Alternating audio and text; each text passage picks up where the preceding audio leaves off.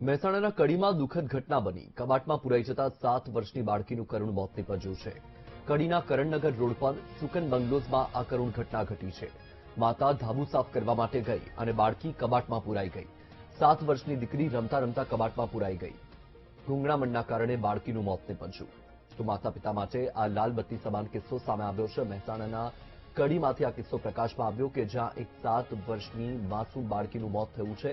કબાટમાં પુરાઈ જવાના કારણે ગૂંગળામણથી બાળકીનો જીવ ગયો છે. કડીના કરણનગર રોડ પર સુકન બંગલોઝમાં આ બનાવ બન્યો છે. તમારી ટીવી સ્ક્રીન પર તસવીરમાં જે બાળકીને તમે જોઈ રહ્યા છો, માતા ધાબુ સાફ કરવા માટે ગઈ અને બાળકી કબાટમાં પુરાઈ ગઈ અને આ 7 વર્ષની દીકરીએ જીવ ગુમાવ્યો છે.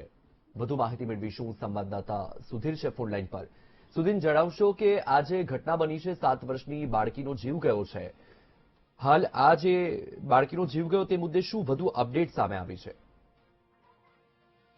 મહેસાણા જિલ્લાના કડીમાં કબાટ પુરાઈ જવાથી 7 વર્ષીય બાળકીનું મોત નીપજ્યું હતું અને કડી કરણનગર રોડ ઉપર સુકન બંગલોઝની આ ઘટના છે અને માતા ધાબા ઉપર સાફ કરવા ગઈ હતી અને બાળકી કબાટમાં પુરાઈ જવાથી 7 વર્ષની દીકરી કબાટમાં પુરાઈ અને રમતા રમતા કબાટમાં પુરાઈ ગઈ હતી અને કબાટમાં પુરાઈ જતા ગૂંગળાઈ જવાથી હાલ તો એનું મોત નીપજ્યું છે અને મોત નીપજતા જ સિવિલ હોસ્પિટલમાં લઈ જવાથી ત્યાં ડોક્ટરે તેને મૃત જાહેર કરી દીધી.